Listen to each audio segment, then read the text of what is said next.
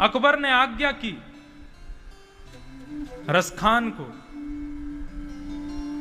लखनऊ में बैठते थे तब, बोले दिल्ली जाओ और जाकर के हमारे वहां शासन की व्यवस्था करो, हम वहां करके शासन करेंगे, लेकिन याद रहे बीच में वृंदावन पड़ता है, वहां मत जाना।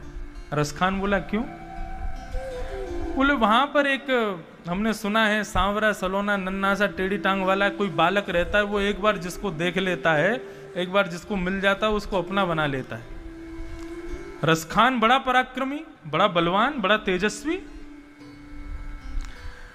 अब रसखान निकला लखनऊ से और रास्ते भर अपने तांगे पे बैठता हुआ सोचता जा रहा, कहीं वृंदावन तो नहीं आ गया, कहीं वृंदावन तो नहीं आ जाएगा, अरे कहीं वो वृंदावन का वो सांवरा लड़का तो मेरे सामने नहीं आ जाएगा, उसको मैं देख तो नहीं लूंगा। अरे नन्हा सा बालक देख करके अपना बना लेता है, कैसे संभव हो सकता है? जबरदस्ती, कोई बात ना चीत, अपने पास के लोगों से बैठ के कहता, पता छोटा सा बालक इतने बड़े बलवान व्यक्ति को अपना बना सकता है क्या?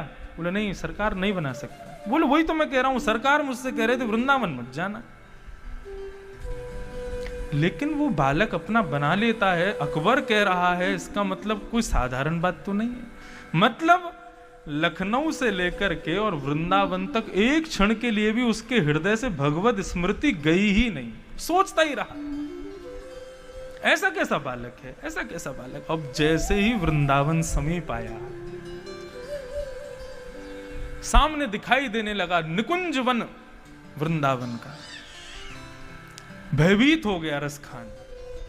बोले ये कौन सी जगह है? बोले सरकार वही है जिसके लिए मना किया था, वृंदावन।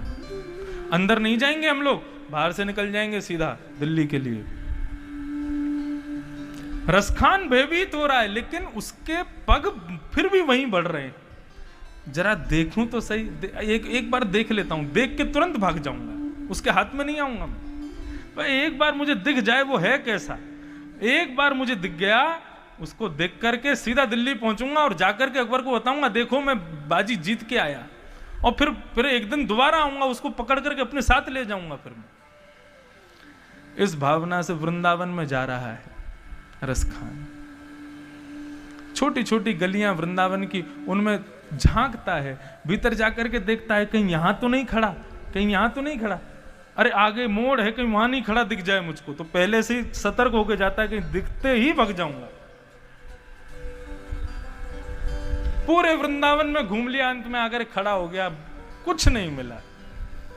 बादशाह ने भी बेवजह मुझको पागल बनाया, चलो छोड़ो वापस चलते हैं। जैसे ही पीछे मुड़ा है, त्रिभंग लली महाराज, ऐसा अद्भुत भेष उनका, कटीले नेत्र हैं, सुंदर मोती जैसे दांत हैं, सांवरा सलोना स्वरूप है, मोर मुकुट धारण किए हैं, त्रिभंग लली दोनों पैरों को टेढ़ा कर करके और इस प्रकार कमर पर हाथ रख करके जब तिरछी नजर से रसखान को देखते हैं और देख करके केवल मुस्कुराहट आती है चेहरे पर, देखते ही रसखान मूर्छित होकर के गिर गया।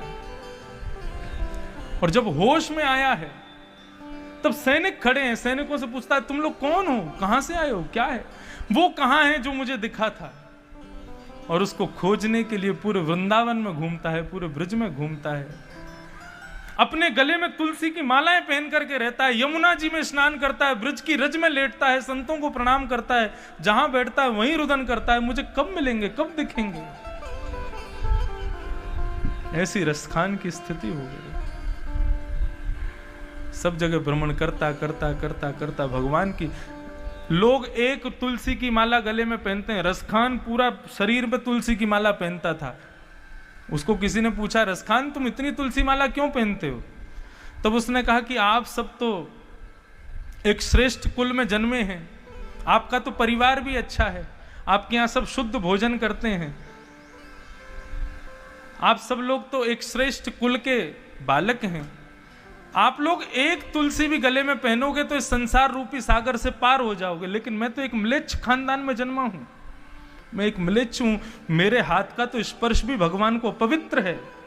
ऐसा अपवित्र मैं रसखान में एक तुलसी से पार नहीं हो पाऊंगा, इसलिए पूरे अंग में तुलसी पहन करके घूमता हूं। ताही अहीर की छोहरिया छचिया भरी छाछ पे नाच नचाए। और रस खान ने कैसे अद्भुत अद्भुत ठाकुर जी के पद गाए हैं। ऐसे ही म्लेच्छ परिवारों के कई भक्त हुए भगवान के।